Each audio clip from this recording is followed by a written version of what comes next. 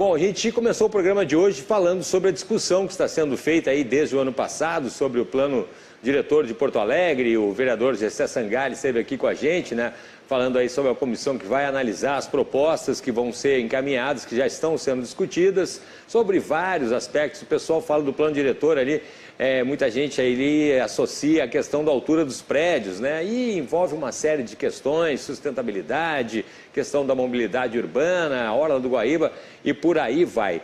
Bom, a gente vai conversar agora então, pegando esse gancho aí, com um especialista em mercado imobiliário e diretor da B2B Gestão de Lançamentos, Luciano Castilhos, que já está aqui com a gente. Luciano, seja muito bem-vindo, boa tarde. Boa tarde, Cláudio, boa tarde aos ouvintes, prazer enorme estar contigo no programa hoje. Prazer é todo nosso, Luciano. Vou começar falando então as expectativas do mercado imobiliário, né? A gente teve aí a troca do governo federal, a gente tem a relação aí dos juros, Banco Central, financiamentos, né? Qual é a expectativa aí? Eu vejo que tem muitos empreendimentos sendo construídos, inclusive um na minha rua ali no bairro Rio Branco. Olha, top, viu? Em Porto Alegre, né? Qual é a expectativa do mercado imobiliário agora para esse 2023, Luciano? Legal a tua pergunta, Cláudio. Na verdade, antes de nós olharmos para o para-brisa, ou seja, para frente, é importante a gente dar uma olhada no retrovisor. Olhar para o ano 2022, que foi um ano bastante interessante. A propósito, o IBGE acabou de soltar aí os números do PIB, né, que nós crescemos quase 3%. Boa parte desse crescimento, ele teve a ver com o PIB da construção civil, que cresceu quase 7%. Só para lembrar, a construção civil, o ano passado, ela representou 10% dos empregos formais que foram realizados aqui no ano de 2022, na verdade. Embora, Cláudio, o mercado 2022 foi 15% menor do que o mercado em 2021. É interessante esse número. Pois é. Daí nós percebemos, exatamente, daí nós percebemos um pouco da importância da construção civil no que diz respeito a não só a geração de emprego, mas também a promoção da economia brasileira, né? Isso é bastante relevante.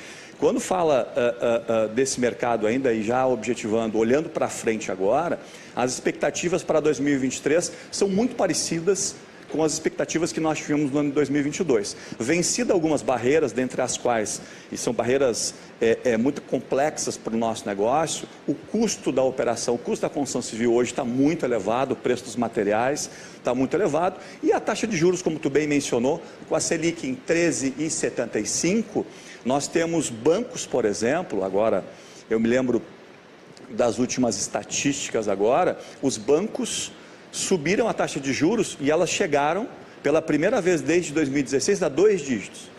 Então nós temos um mercado que depende absurdamente de crédito imobiliário, né, sofrendo com a Selic alta, sofrendo com uma baixa demanda, porque se eu tenho uma baixa demanda na construção, eu tenho um volume menor de empregos, por conseguinte eu tenho uma economia menos pujante, menos ativa, e aí eu retroalimento um sistema que não vai para frente. Mas, do ponto de vista do incorporador imobiliário, do mercado imobiliário como um todo, esse mercado é muito resiliente. Os empresários estão muito otimistas, os empresários estão acreditando que o atual governo vai investir um pouco mais na construção civil. A propósito, até, eu acho que a semana passada ou a retrasada, a CEBIC, que é a Câmara da Indústria da Construção, teve visitando o ministro da Casa Civil, falando especificamente sobre assuntos do mercado imobiliário. Quando a gente fala mercado imobiliário, só para situar os nossos telespectadores, o mercado imobiliário ele não compõe somente a construção de edifícios, casas e apartamentos, ele tem a ver com infraestrutura, tem a ver com obras públicas de uma forma geral. Então esse crescimento ele é geral. A propósito, uma cidade ou uma nação demonstra sua pujança com cimento, com concreto, né? Verdade. Na medida em que ela vai crescendo, ela vai construindo, vai se expandindo, e assim o mercado vai indo. Então, para 2023, as expectativas são boas, mas a gente precisa fazer o tema de casa. Nós precisamos regular um pouco essa taxa de juros. Se eu não me engano, a próxima reunião do Copom é a semana que vem, né? A expectativa é que se mantenha a taxa em 13,75, mas a partir desta, então, comece uma leve redução até, segundo os analistas, 11% é a média até o fim do ano, mais ou menos. É muito importante você comentar isso, Luciano, na questão da geração de emprego e renda, né, da construção civil, muito bem lembrado ali, segurou bastante ali durante um tempo, ali, principalmente na pandemia, a questão dos empregos e da renda aí no investimento. Como o Luciano também falou, né, a gente tem aí o mercado imobiliário, aí a questão do material, né, a gente viu que teve um crescimento realmente bem substancial. E eu vou puxar agora aqui para o nosso estado, aqui para Porto Alegre, região metropolitana, Luciano. A gente vê que já estamos vendo umas imagens aí, né? Mesmo assim, a gente vê que tem muitos empreendimentos, né? Grandes incorporadoras, né? A gente tem, vamos dividir por mercados, a gente tem aí o mercado digamos, de luxo, né? Que são empreendimentos mais pujantes, né? Prédios mais modernos, condomínios mais sofisticados. E a gente tem também que o governo federal comentou também que vai usar também, vai reativar muito a questão de imóveis mais populares, né? Vai financiar, né? Como é que a gente vê esses dois mercados aí aqui para o sul, Luciano? Nós temos dois mercados bem distintos, né Cláudio? Eles são distintos não só pela natureza das taxas de juros, porque quando eu vou por Minha Casa Minha Vida, que o programa era primitivo, era Minha Casa Minha Vida, passa para Casa Verde e Amarela, e hoje ele volta a ser Minha Casa Minha Vida. Esse programa, feito pelo governo federal na época, foi criado em 2005, né, foi um dos maiores programas do mundo, programa habitacional do mundo. Para ter uma ideia, a gente vem com esse programa há quase 20 anos. Né? Hoje ele representa do mercado imobiliário, mais ou menos essa faixa de renda do Minha Casa Minha Vida, né? A gente chama ele de segmento econômico, de 60% a 70% do mercado. 30% a gente deixa para o médio alto padrão. Então tu percebe a importância, se nós formos olhar para a pirâmide, dessa base da pirâmide, né? Para acessar o primeiro imóvel. Né? Quando esse programa ele foi feito, aí vamos falar especificamente, dividindo aqui 60, 70, 30, 40, né? Quando ele foi feito, o déficit habitacional na época era em torno, vamos lá, de 8 milhões de moradias. Passado 20 anos desse programa, construindo muito, executando muitas obras, seja o Faixa 1, que é um programa popular para pessoas de baixíssima renda, e aí ele não é vendido, ele é feito por sorteio, depois do Faixa 2 e 3 em diante. Durante 20 anos, construiu-se muito, eu não tenho aqui os números de cabeça, mas hoje, exatamente hoje, 2023, o déficit habitacional é o mesmo. 8 milhões de moradias. Então, pessoas que cresceram, entraram no mercado, precisaram de casa. As pessoas compram um apartamento pelos mais diversos motivos, porque melhoram de padrão, porque pioram de padrão, porque saem da casa dos pais, porque voltam para a casa dos pais, porque querem investir. Então, o imóvel hoje, as pesquisas dizem que o imóvel hoje é a principal opção de compra das pessoas. As pessoas, elas almejam a casa própria. Sonho de consumo. Sonho de consumo. Então, esse mercado, tanto do médio alto aí, ele tem duas construtoras que são players na cidade, que todos conhecem. Uma delas é a Melnick Even, e a outra é a Cirela. Elas são muito boas em alto padrão, constroem muito. Depois daí nós vamos para outras um pouco menores, e aí com produtos também de alto valor agregado. A gente vê pela cidade, né? Pela cidade. A Melnick. Exatamente. E depois nós temos o restante do mercado, aí dividido em construtoras menores um pouco, construindo casas e apartamentos. Então, essas famílias hoje, onde realmente está a grande demanda, hoje estão sofrendo um pouco para adquirir o imóvel, por conta das políticas governamentais. Esse público é muito sensível. Eu falei agora, a CEBIC bateu lá na porta da Casa Civil, porque a Casa Civil via programa político primeiro, para depois chegar na Caixa Econômica Federal, precisa melhorar, por exemplo, as taxas de juros, né? A questão do subsídio. São ferramentas. São os bancos do governo que financiam, né? No final do dia, a Caixa, a Caixa, para te ter uma ideia, Cláudio, ela representa 70% do crédito imobiliário, 80% do crédito imobiliário do Brasil. Nossa, é muita coisa. Ela é grande. A Caixa, quando o finado BNH sobrou na década de 80... Banco Nacional de Habitação, para quem não conhece. Quando ele sobra, a Caixa assume todos os seus ativos e passivos. Então ela tem uma maravilhosa expertise. Ninguém faz melhor do que a Caixa, ninguém é melhor do que eles. E a Caixa é detentora de todas as contas governamentais, né? De todos o FGTS, enfim, os planos de auxílio do governo, todos são detidos pela Caixa. Então a Caixa ela tem uma larga expertise para atender essa população de uma renda um pouco menor, né? Então, o mercado, tanto de médio alto, que hoje sofre um pouco mais, porque essa população também né, do médio alto está um pouco desconfiado. Segura um pouco. Segurou um pouco para ver o que está acontecendo. E o pessoal do Minha Casa Minha Vida, tu não tem políticas mais qualificadas para que eles comprem, como, por exemplo, o subsídio que caiu agora há pouco tempo, né? Sim, sim. Subsídio que era um desconto que ele tinha ao comprar um imóvel, melhorava na prestação, por exemplo. E a gente tem também uma questão, a gente estava falando no início da nossa entrevista, Luciano, sobre a questão do plano diretor e tal. Eu me lembro que o vereador Gessé estava falando da loja, a gente está falando só em propriedade, né, em apartamentos, em casa, mas como o Luciano falou, né, tem outras construções. E a gente estava vendo, por exemplo, ali as lojas Avan que tiveram que ser construídas fora um pouco do perímetro da cidade, né? Isso aí tem a ver com plano diretor e tal, não pode ser feito no centro da cidade e tal. Por que algumas construtoras também, aliás, a gente tem visto que tem migrado para a região metropolitana de Porto Alegre? O que está acontecendo? É interessante, né, Cláudio? O que acontece, né? A região metropolitana de Porto Alegre, são 14 municípios, mas vamos deixar nos 10 principais. Porto Alegre tem 1,5 milhões de habitantes. A região metropolitana, se eu pegar esses 10 principais municípios, nós vamos falar algo em torno de um pouco mais de 2 milhões de habitantes. Em primeiro lugar, para que eu venda imóveis, eu preciso ter densidade demográfica, muita gente concentrada. Uma demanda. Aí, né? Preciso ter uma demanda. Eu preciso ter, por exemplo, uma localização melhor, né? Eu preciso ter imóveis bem localizados. Deixa eu voltar para aquele Minha Casa Minha Vida primitivo lá.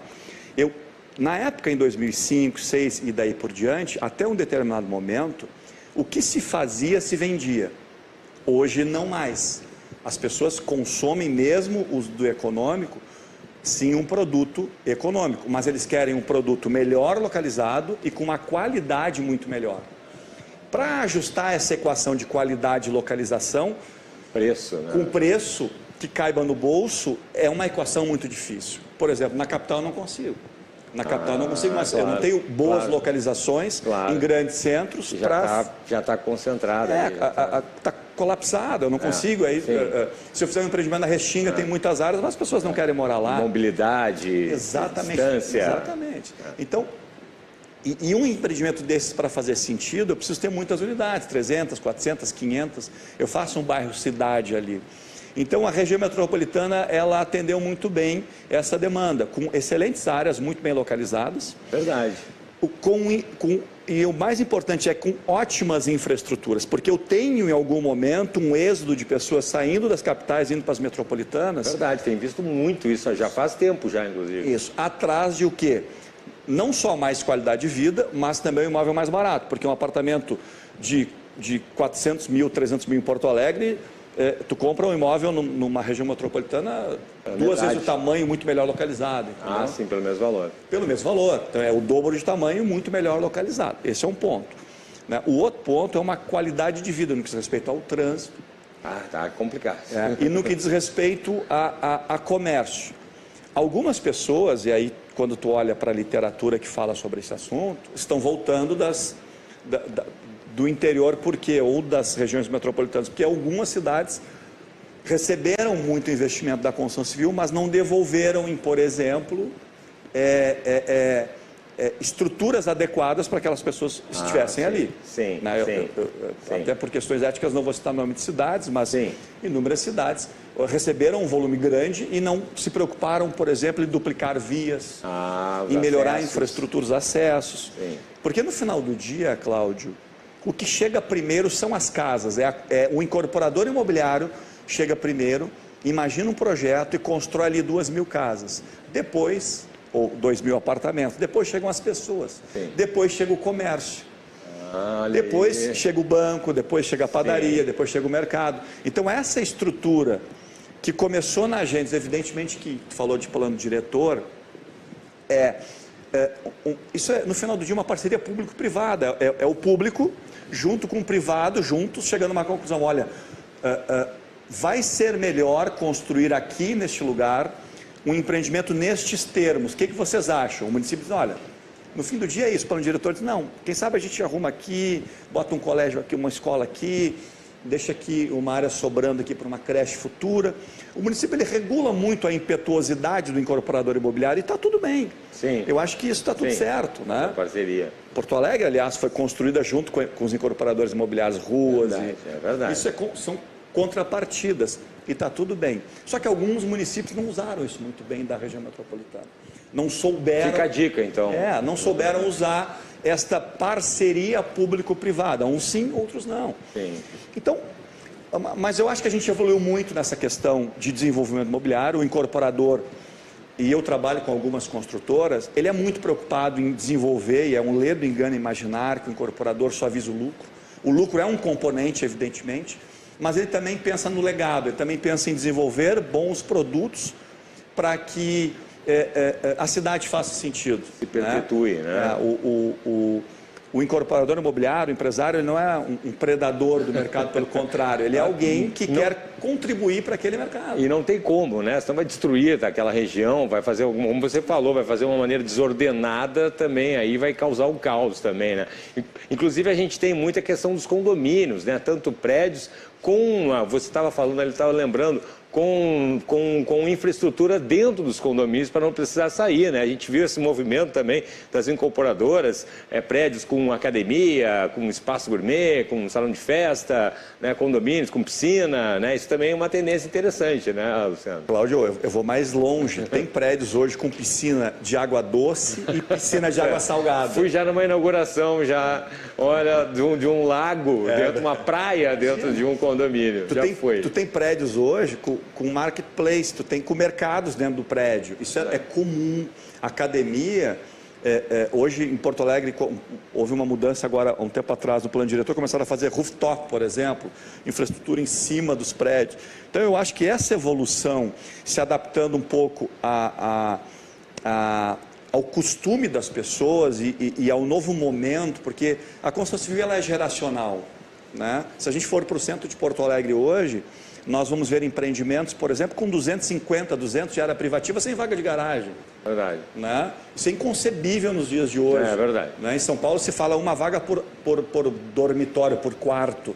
Né? Tu tem prédios ali que eram, naquela época, a lenha. Eu moro no centro de Porto Alegre, eu vejo caminhões de lenha descarregando lenha para aquecer caldeira. Quer dizer, hoje tu não tem mais isso, os apartamentos são mais compactos, porque essa configuração familiar não existe mais, de grandes famílias, tem algumas, mas a tendência é as famílias cada vez menores, né? Então os apartamentos diminuíram de tamanho, até por conta do preço. Eu me lembro que tu começou a construir com 200, hoje tu tem apartamento com 41 de área privativa. Verdade, e moram 3 pessoas nele. Verdade. Né? Para se adaptar. Então, esse costume das pessoas mudou bastante. Tem apartamento que não tem lavanderia, porque a lavanderia é no prédio. Sim. Né? Então, tem todo o uso de cozinha no prédio, enfim.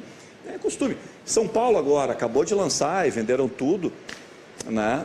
Se não me engano, foi a Vitacom que lançou um apartamento com 10 metros de área privativa. Eu vi isso. Incrível. O menor apartamento da América Latina, por exemplo. Incrível.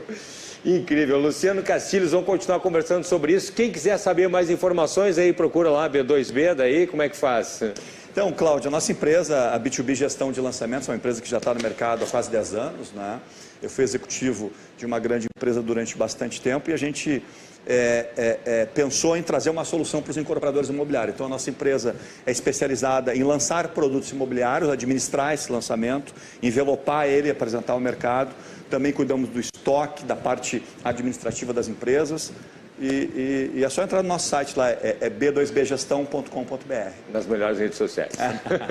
Obrigado, Luciano. Obrigado, Cláudio. Prazerzão falar contigo, tá bom? Vamos conversando. Valeu. Um abraço. Até a próxima.